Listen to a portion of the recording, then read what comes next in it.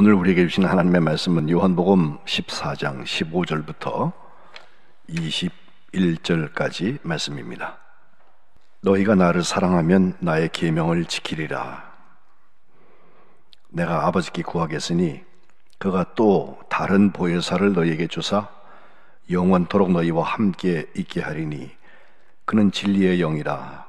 세상은 능히 그를 받지 못하나니 이는 그를 보지도 못하고 알지도 못함이라. 그러나 너희는 그를 아나니 그는 너희와 함께 거하시며 또 너희 속에 계시겠습니다. 내가 너희를 고아와 같이 버려두지 아니하고 너희에게로 오리라. 조금 있으면 세상은 다시 나를 보지 못할 것이로되 너희는 나를 보리니 이는 내가 살아있고 너희도 살아있겠습니다.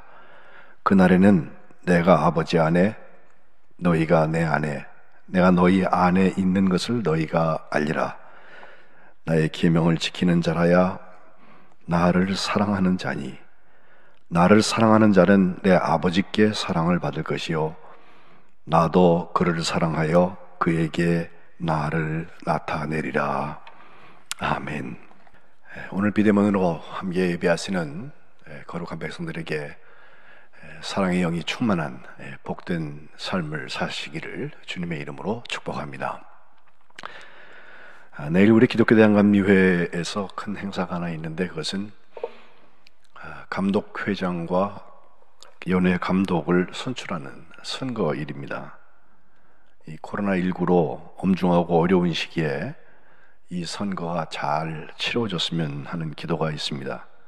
선거 진행 과정부터 벌써 혼란을 겪고 옳으냐 그르냐 벌써부터 율사들이 돌아다니는 것을 보니까 이 하나님이 기뻐하시는 기독교에 대한 감리회가 되기를 기도하는 순수한 마음에서 참으로 답답한 마음을 금할 수가 없습니다. 하나님께서 하나님의 사람을 쓰셔서 세우시고 또 그들을 통하여서 복음을 전하는 막중한 사명을 우리에게 허락해 주신 것인데 이 제도에 모든 것을 지휘하는 수장들이 하나님의 바로 서는 날이 왔으면 하는 기도를 하게 됩니다.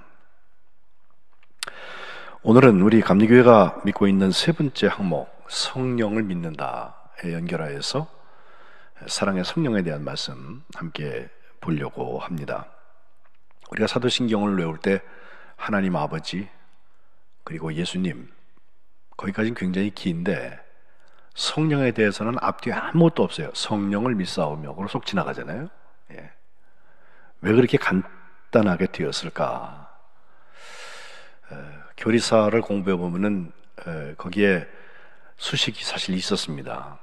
니케아 신조에서는 이제 성령을 믿사오며로 끝나는데 325년 381년이 되어서 콘스탄티노플에서 동방교회 중심으로 해서 고백한 것이 거기에 더해지면서 지금 개신교회가 믿는 성령에 대해서는 이보다 훨씬 길어서 WCC에서 1993년인가요? 거기 우리에게 주는 것을 보면 우리는 주님이시며 생명을 주시는 성령을 믿습니다 라고 했고 성령은 성부로부터 나오시어 성부와 성자와 더불어서 예배와 영광을 받으시고 예언자들을 통하여 말씀하고 계십니다 라고 신앙 고백을 하고 있습니다. 우리 교리적서는 1930년 판에는 우리는 하나님이 우리와 같이 계시사 우리의 지도와 위안과 힘이 되시는 성신을 믿으며 라고 했고 또 감리회 신앙고백인 1997년 판에는 우리는 우리와 함께 계셔서 우리를 거듭나게 하시고 거룩하게 하시며 완전하게 하시며 위안과 힘이 되시는 성령을 믿습니다 라고 고백하고 있습니다. 성신 혹은 성령 바로 하나님이 영이신 분이라고 하는 것을 먼저 설명하고 있으면서 하시는 일은 먼저는 우리와 같이 계신다고 하는 거, 두 번째는 거듭나게 하고 거룩하게 하고 완전하게 하는 감리교 신학이죠. 의인과 성화와 그리스도인의 완전에 이르게 되는 그 과정을 거기 얘기하고 있고 그리고 30년판에 나오는 지도와 위안과 힘이 되신다고 하는 거, 이것은 성경의 오늘 본문에 잘 표현되고 있기 때문에 오늘 같이 들여다보려고 합니다. 성령, 영이라고 할 때 구약에서는 히브리어로 로아라는 말을 쓰는데, 그 코데시, 거룩하다, 그걸 더해서 로아 코데시라는 말을 씁니다. 사실 로아는 창세기 1장 2절에 제일 먼저 나오죠. 하나님의 영은 수면에 운행하셨다라고 시작이 되어져 있죠. 창조의 이전 상태입니다. 그런데 그냥 영이라는 말은 물론 많이 나오지만 하나님의 영, 그 영 중에서도 거룩한 영이라는 표현은 몇 번 구약에 나오지 않습니다. 우리가 회개의 시로 잘 알고 있는 시편 51편 13절에 성령을 내게서 거두지 마시옵고 라고 하는 기도가 있고요. 또 이사야 63장에 가보면 성령이라는 표현이 나오며 몇 번 되지 않는 성령, 거룩한 영이라고 하는 표현을 하고 있는 것을 볼 수가 있습니다. 그런데 신약에서는 좀 달라집니다. 신약은 그리스 헬라어로 푸뉴마 하기온, 푸뉴마 토 하기온이라고 하는데 한 100여 번 나오고 있고요. 우리가 오늘 교독한 삼위일체의 이야기에서도 벌써 많이 나오는 것처럼 예수님과 교회에는 아주 결정적으로 성령의 역할이 진행이 되고 있습니다. 예수님이 성령으로 잉태되셨다, 마리아에게 수태가 되었다, 마태복음과 누가복음 1장에는 기록되어져 있고, 30세쯤 되어서 예수님이 공생애에 나오실 때 제일 먼저 세례를 받으실 때 마태복음 3장 16절, 성령이 비둘기같이 그에게 내리셔서 이는 내 사랑하는 아들이다 라고 하는 증거를 주고 계십니다. 누가복음 4장 1절과 2절에는 예수님께서 사역을 직접 시작하시기 바로 전인 시험을 받는, 광야에서 40일 동안 금식하신 후에 마귀에게 시험을 받으시는 그때에도 성령에게 이끌리어 마귀에게 시험을 받으셨다라고 표현하고 있고, 예수님의 사역 내내 성령께서 예수님과 동행하신 것을 우리는 알고 있습니다. 그리고 오늘 우리가 읽은 요한복음 14장 그리고 16장까지 나오는 예수님의 고별 설교에는 성령을 보혜사라고 주님께서 소개하시면서 보내주신다는 약속을 우리에게 하고 계시고, 예수님께서 마지막 승천하시기 직전에, 부활하신 다음에 승천하시기 직전에 제자들에게 지상명령을 주실 때에도 아버지와 아들과 성령의 이름으로 세례를 주어라 라고 하는 말씀을 마태복음 28장 19절에 하고 계십니다. 오순절이 되었습니다. 그래서 성령이 120명의 그 제자들에게 임하셔서 그 제자들이 복음을 전하기 시작한 것이 사도행전 2장 처음이죠. 그것이 바로 교회의 시작인 것을 우리는 알고 있고, 2장 38절에는 세례를 받는 사람이 성령을 받는다는 표현도 있으며, 그들이 예수 그리스도의 복음을 전할 때 성령이 그들에게 내리시는 것을 여러 번 경험하고 있습니다. 그런데 제가 오늘 교회사에 나타난 성령 논쟁 하나 여러분에게 알려드리고 싶은 것은 그 필리오쿠에라고 하는 것인데, 라틴어죠. 아들이라는 뜻입니다. 근데 이것이 삼위일체 중에 한 분이고 성부, 성자, 성령, 세 번째 위격, 이렇게 우리가 말을 하는데, 그 성령이 성부로부터 오는 거냐 아니면 성부와 성자로부터 오는 거냐, 이거 가지고 또 굉장히 오래 싸웠습니다. 싸웠을 뿐만 아니라 나중에는 십자군까지 동원했고 11세기에 가서는 동방교회와 서방교회가 그 차이를 좁히지 못해서 결국은 갈라져요. 서방교회가 로마 가톨릭이고 동방교회는 정교회 중심으로 그렇게 하게 되지 않습니까? 그 빌미를 제공했던 이 오랜 논쟁, 성부에게서 왔냐 아니면 성부와 성자에게서 왔냐, 그걸 가지고서 그들이 오래 다투고 있는 것을 볼 수가 있습니다. 물론 정치적인 것이 거기에 이제 더해져 가지고 어디 중심으로 기독교를 재편할 것인가, 이것에 대한 어떤 힘의 논리, 누가 더 세냐 뭐 이런 거죠. 누가 통치할 거냐 이런 거죠. 그러다 보니까 교리 그거 가지고선 된다 안 된다 이렇게 했다고 우리가 지금 얘기를 하고 있는데, 지금은 뭐 그들이 화해를 하고는 있습니다만 여전히 고백에 있어서만 달라집니다. 이것은 사실 그 컨스탄티노플 그 신경에 보면은 그것은 헬라어로 기록이 되어져 있는데, 거기에는 성부로부터 나왔다, 발했다라고 되어져 있는데, 그걸 그때 라틴어로 바꾸면서 성부와 성자로부터 나왔다라고 필리오코의 아들이라는 말을 거기다 집어넣고 있어요. 예. 그러면서 그게 옳다, 그러다 가지고선 오래 싸웠던 모습을 보면 성경 말씀 있는 그대로만 가면 좋겠어요. 예. 그 교리화 할 때, 우리가 믿는 것을 자꾸 할 때 더하지도 말고 빼지도 말고 있는 그대로만 갔으면 좋겠어요. 요한복음 15장 26절에 가보면, 내가 아버지께로부터 너에게 보낼 보혜사, 곧 아버지께로부터 나오시는 진리의 성령이 오실 때 그가 나를 증언하신다. 아버지께로부터 나오시는, 그랬으면 그냥 아버지로부터 왔다 그러면 되는데, 예수님도 거기에 역할을 집어넣어서 그 다음에 베드로, 그 다음에 교황, 이 로마 가톨릭을 얘기하고 싶은 거죠.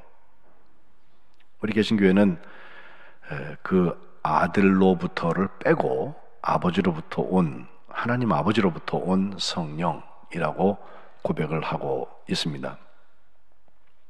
오늘 본문에 가보면 보혜사 성령의 이야기가 예수님으로부터 처음 나오는 장면인데, 14장 16절에 제일 먼저 다른 보혜사라는 표현이 나오잖아요. 근데 이 보혜사를 너에게 주신다는 말씀 앞에 15절을 제가 일부러 읽었어요. 어떻게 되어 있습니까? 너희가 나를 사랑하면 나의 계명을 지키라 라고 먼저 말씀하세요. 그리고 나서 내가 아버지께 구할 거다, 그가 보혜사를 너희에게 주신다, 그것을 내가 구하겠다라고 말씀을 하고 있으며, 오늘 보면 맨 마지막 21절에 가면 나의 계명을 지키는 자라야 나를 사랑하는 자다. 나를 사랑하는 자는 내 아버지께 사랑을 받을 것이고 나도 그를 사랑하여서 그에게 나를 나타낼 것이다. 이 사랑과 성령의 문제가 직접, 보혜사의 문제가 직접 연결되고 있어요. 이 계명은 무엇입니까? 조금 더 문맥을 앞뒤를 따져보면 요한복음 13장 34절에 새 계명을 너희에게 준다. 서로 사랑하라. 내가 너희를 사랑한 것 같이 너희도 서로 사랑하라. 너희가 서로 사랑하면 이로써 모든 사람이 너희가 내 제자인 줄 알 것이다. 주님 말씀하시죠. 또 요한복음 15장 12절에 가보면 내 계명은 곧 내가 너희를 사랑한 것 같이 너희도 서로 사랑하라 하는 이것이다 라고 주님 말씀하세요. 물론 다른 계명도 주님께서 말씀을 하세요. 그러나 하나님을 사랑하고 이웃을 사랑하는, 너희가 서로 사랑하는 거, 그 다음에 예수님께서 아버지께 보혜사를 보내달라고 기도하겠다시는 것입니다. 그 보혜사라는 말은 무엇입니까? 파라클레토스. 이 파라라고 하는 것은 아주 가까이 있는 걸 말하고요, 클레토스, 클레오라는 동사는 부른다는 뜻이에요. 예, 마치 전화 걸듯이 야 아무개야 라고 부르는 것을 말하는데, 그게 더해져서 변호한다, 혹은 중보한다, 혹은 위로한다, 혹은 도와준다, 이런 뜻을 가지고 있어서 성령 보혜사라고 할 때는, 보혜사라는 말은 굉장히 어렵잖아요. 그냥 변호사라고 생각하면 돼요. 또 우리를 위해서 중보해 주시는 분이라고 생각하면 되고, 우리에게 우리 편에 서서 우리에게 가까이 말씀해 주시는, 위로하시는 분, 또 우리를 도와주시는 분이라고 이해하면 좋습니다. 그럼 성령께서 왜 이렇게 우리를 변호하시고 중보하시고 위로하시고 우리를 도와주십니까? 우리의 지도와 위안과 힘이 되시는 이유는 무엇입니까? 우리를 사랑하시기 때문이고 우리가 서로 사랑하게 하기 위해서 그렇다는 거예요. 제가 9주에 걸쳐서 사랑의 영의 열매 9가지를 다 읽었잖아요. 갈라디아서 5장 22절과 23절에 나오는데, 그 오직 성령의 열매를 나오면서 첫 번째가 사랑이잖아요. 그리고 희락, 화평, 오래 참음, 자비, 양선, 충성, 온유, 절제가 쭉 간 다음에 성령을 통해서 일어나는 이 모든 성령의 열매들은 그 사랑에서 시작한 후속물들이에요. 성령은 사랑의 영이고 성령을 통해서 우리는 사랑하는 법을 배웁니다. 그것이 보혜사가 하시는 일이에요. 기회가 되면 성령의 9가지 은사에 대한 말씀도 여러분과 나누고 싶은데 고린도 전서 12장에 가보면 9가지 은사가 쭉 나와요. 18절부터 11절까지 보면 지혜의 말씀, 지식의 말씀, 믿음이 은사입니다. 마치 사랑의 성령의 열매인 것처럼 믿음이 은사예요. 4번째 병 고치는 은사, 5번째 능력을 행하는 것, 6번째는 예언, 7번째 영들을 분별하는 것, 8번째는 각종 방언을 말하는 것, 마지막 9번째는 그 방역들을 통변하는 거, 통역하는 거라고 9가지 은사가 나오는데 이 은사장인 12장과 또 고린도전서 14장을 가보면 그 14장에도 역시 방언과 또 예언에 대한 말씀을 깊이 자세히 설명을 하고 있는데 그 연결고리들을 가만 보면요 12장의 맨 마지막 절에 보면 너희는 더욱 큰 은사를 사모하라 내가 또한 가장 좋은 길 그것을 너에게 보여줄 것이다 라고 하면서 13장에 들어가서 온통 사랑 얘기 아니에요 13장 그래서 사랑장이라고 우리가 말하죠. 그리고 14장 1절에 가보면 그 사랑을 추구하며 신령한 것들을 사모하되 특별히 예언을 하라 하면서 예언과 방언의 이야기를 쭉 설명하고 있어요. 여러분 열매를 보아도 그렇고 은혜의 선물을 보아도 그렇고 보혜사 성령은 우리가 서로 사랑하게 하려고 하는 것입니다.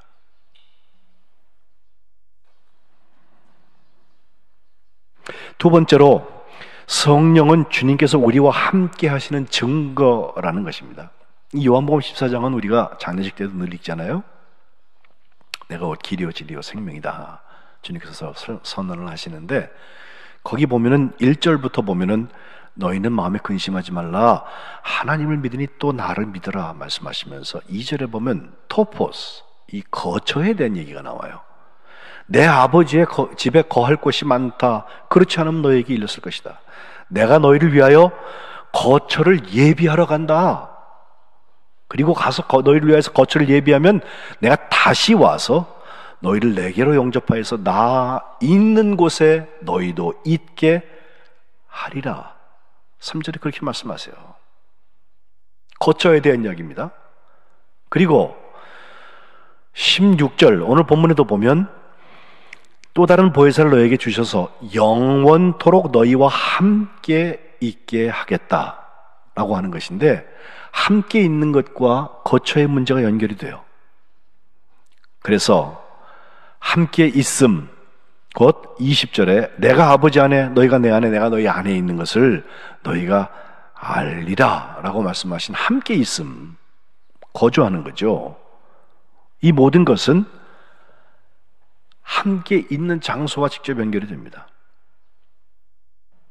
실제로 주님께서 요한복음 16장 7절에 가보면 내가 실제로 실상을 말해보면 내가 떠나가는 게 너희한테 유익이 된다. 이유는 내가 떠나지 않으면 보혜사가 너희에게 오지 않고 내가 가면 그를 너희에게 보낼 수 있기 때문이다 말씀하시거든요. 보내겠다는 거예요. 근데 성령께서 우리에게 오셔서 지금 우리와 함께 하시는 영이신 성령님을 통해서 삼위일체 하나님을 우리가 체험하고 나눌 수 있는 장소가 되는 거예요. 그것이 성전입니다. 그래서 고린도전서 3장 16절과 17절 사도 바울이 조금 아프게 우리에게 얘기하죠.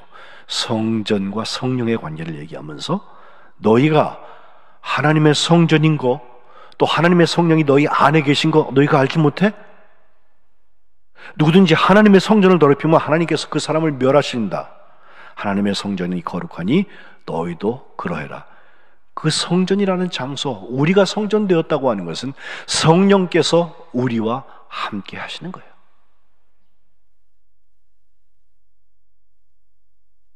예전에는 성전 그러면 교회당, 교회 건물을 생각을 했어요.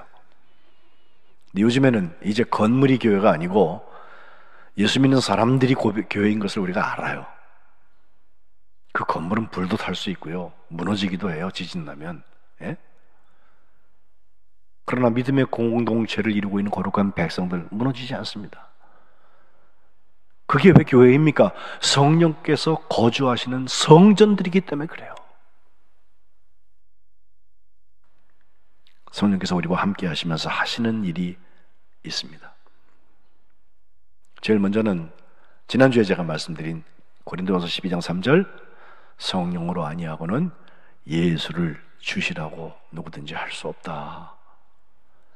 예수님이 주라고 고백하는 거 성령께서 하시는 일이에요. 머리는 이해가 되는데 예수님이 나의 주인 되셨다. 그래서 그 관계가 이전에는 무시했던 그분 예수님이 나의 삶의 주관자가 되시고 인도자가 되시고 나의 삶의 목적이 되실 수 있는 그 관계에 들어가는 것은 바로 성령께서 하시는 거예요. 또 다른 거 하나 중요한 거, 요한복음 14장 26절이죠. 보혜사, 곧 아버지께서 내 이름으로 보내실 성령, 그가 너희에게 모든 것을 가르치신다. 또 내가 너희에게 말한 모든 것을 생각나게 하실 거다.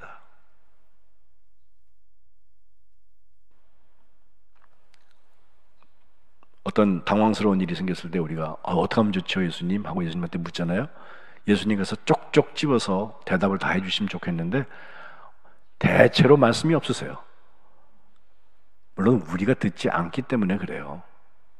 주님이 왜 말씀만 안 하세요? 얼마든지 말씀하세요. 또 하나는 예수님이 하신 말씀이 중요할 때 생각이 안 나요. 그러니까 좌표를 잃는 거예요. 그런데 성령께서 우리 안에 계시면 주님께서 하신 말씀 그 모든 것을 생각나게 하신단 말이에요. 하필이면 그때 그런 생각을 하고 하필이면 그때 기특하게도 그런 말을 해서 우리가 죽어가는 분위기를 살리고 서로 사랑하게 하는 성령의 사람의 열매를 맺을 수 있다고 하는 거예요. 이것이 성령께서 우리와 함께 하시면서 하시는 일이에요. 예수님이 나의 주님이십니다 라고 하는 고백과 주님의 마음을 품고 주님의 말씀을 기억하고 또 주님께서 우리에게 가르쳐 주시는 그 모든 가르침을 받을 수 있는 것은 성령의 인도하심 속에 있습니다. 지도와 위안이 된다. 굉장히 좋은 것 같잖아요. 근데 여러분 우리의 생각과 전혀 다른 지도를 주시면 어떡하시겠어요? 성령과 함께 공생하는 법을 연습한 사람들은 두말하지 않습니다. 아멘 하고 따라가는 거예요. 그리고 이제 세 번째, 성령은 진리의 영이라고 오늘 본문 17절에 말해요. 그는 진리의 영이라. 세상은 진리의 영을 능히 받지 못한다. 왜? 진리의 영을 보지도 못하고 알지도 못한단 말이에요. 그러니 어떻게 그 진리의 영을 받겠습니까? 세상이 성령 받는다는 얘기 들어보셨어요? 하지만 너희는 진리의 영을 안다. 그는 너희와 함께 거하시고 너희 속에 계시기 때문이다. 제가 자라나면서 교회에서 컸기 때문에 성령 받아갖고 열심히 난 분들 많이 봐왔어요. 근데 그분들에 대해서 처음에 제가 어려서 생각은 대단히 부정적이었습니다. 이유는 그 신비로운 신비 경험을 했다는 것 때문에 자기 경험을 너무 객관화시켜요. 사실은 굉장히 주관적인 경험이거든요. 그러다 보니까 합리성, 공공성을 다 깨뜨리고 너무 비합리적인 것을 자기는 이게 하나님이 내게 주신 거라고 그 경험만 늘 말하고 다녀요. 바람이 임의로 불매, 어디로부터 와서 어디로 가는지 모르지만 분명히 바람이 있긴 있다. 주님께서 성령 말씀하신, 거듭남을 말씀하실 때 말씀하신 것처럼 그분들은 굉장히 임의롭고 굉장히 즉흥적이에요. 아무 생각 없는 사람들 같아요. 목소리는 크고 때로는 극단적으로 말하고 때로는 정죄도 합니다. 은사 받았다고 그래가지고. 그리고 무엇보다도 참기 힘들었던 것들은 그분들 굉장히 무례합니다. 그런데 이와 같은 그들의 단점보다 더 중요한 게 있어요. 특별히 4차 산업혁명 이후에 우리가 지금 코로나19를 통해서 더욱더 그 시간이 앞당겨졌다고 보는데, 이 정보의 홍수와 가짜 뉴스로 고통받는 시대가 열리고 있어요. 그럴수록 진리의 영은 더욱 목말라지게 돼 있어요. 더 희소해지고 더 찾기 힘들게 돼 있어요. 우리가 추구하는 진리의 영은 우리의 호기심을 충족하는 그런 정도의 싸구려 차원이 아니에요. 우리가 생명의 길을 갈 거냐 아니면 사망의 길을 갈 거냐의 문제가 그 진리의 영역에 달려 있습니다. 사랑의 영이신 성령, 그분이 진리의 영이십니다. 요한복음 16장에 가면 그 성령, 보혜사 성령께서 하시는 8절부터 11절까지 세 가지 책망이 나오는데, 그가 오시면 죄에 대해서, 의에 대해서, 세상을, 심판에 대해서 세상을 책망하신다라고 말씀하세요. 죄에 대하여라 하면 그들이 나를 믿지 않기 때문이다. 정말 예수님을 믿습니까? 경건의 모양은 있으나 능력을 부인하는 사람들을 보면 대체로 믿는 것처럼 보여요. 당신 종교가 뭡니까? 기독교라고 써요. 그러나 예수님 믿지 않아요. 의에 대하여라 하면 10절에 내가 아버지께로 가니 너희가 다시 나를 보지 못함이요. 이것이 하나님 보시기에 옳다는 거예요. 그리고 세 번째, 심판에 대하여라 하면 이 세상 임금이 심판을 받았습니다 라고 말씀하세요. 이걸 책망한다, 세상을 책망한다고 하는데, 책망한다는 말의 뜻이 드러내고 꾸짖고 유죄를 입증해내는 그런 것들을 말합니다. 그런데 요한복음 16장 13절, 진리의 성령이 오시면 그가 너희를 모든 진리 가운데로 인도하신다. 그가 스스로 말하지 않고 오직 들은 것을 말하고 장래 일을 너에게 알려줄 거다. 진리의 영은 예수님의 영광을 나타낼 것인데, 예수님의 것을 가지고 너희에게, 우리에게 알려주실 거다. 무릇 아버지께 있는 것이 다 예수님의 것이다. 그러므로 예수님이 말씀하시기를 그 진리의 영이 내 것을 가지고 너희에게 알리시리라 라고 말한 거 아니냐? 아니냐? 죄와 의와 심판에 대해서 세상을 책망하시는 그분, 더 이상 가짜 뉴스에 경도되거나 현혹되지 않고 진리의 영, 그거 붙들고 우리가 가야 할 것입니다. 이제 오늘이 10월 두 번째 주일인데 제가 성민교회를 섬긴 지 만 4년이 되어가고 있습니다. 4년이면 주일 설교만 세워도 한 200번 정도 하지 않았겠어요? 2017년에 회복, 2018년에 믿음, 2019년에는 소망, 그리고 올해는 사랑이라고 했는데 코로나19가 와가지고 팬데믹 때문에 정상적인 목회를 지금 진행하지 못하고 있죠. 그래서 더욱 사랑의 영이신 성령님의 도우심을 구합니다. 앞에 회복, 믿음, 소망 지나가요. 그러나 사랑은 지나가지 않습니다. 우리가 사랑의 영이신 성령을 믿습니다 라고 고백하는 거, 그 성령이 나와 함께 하시고 진리의 영으로 우리를 인도하신다고 하면 우리에겐 반드시 사랑의 증거들이 나타날 거예요. 바라기는 그 성령의 역사를 통하여서 사랑의 승자들이 다 되시기를 주님의 이름으로 축복합니다. 기도하겠습니다.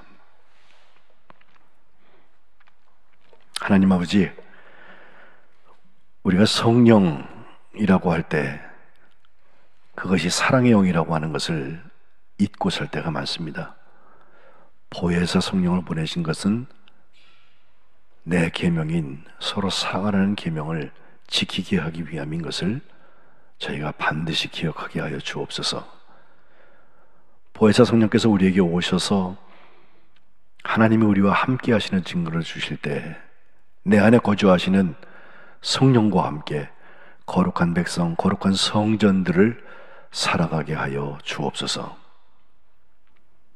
그리고 거짓으로, 가짜로 우리를 호도하는 세상 안에서 진리의 영이신 성령과 함께 사랑의 승리자가 되게 하여 주옵소서. 우리 주 예수 그리스도 이름 받들어 간절히 기도드립니다. 아멘.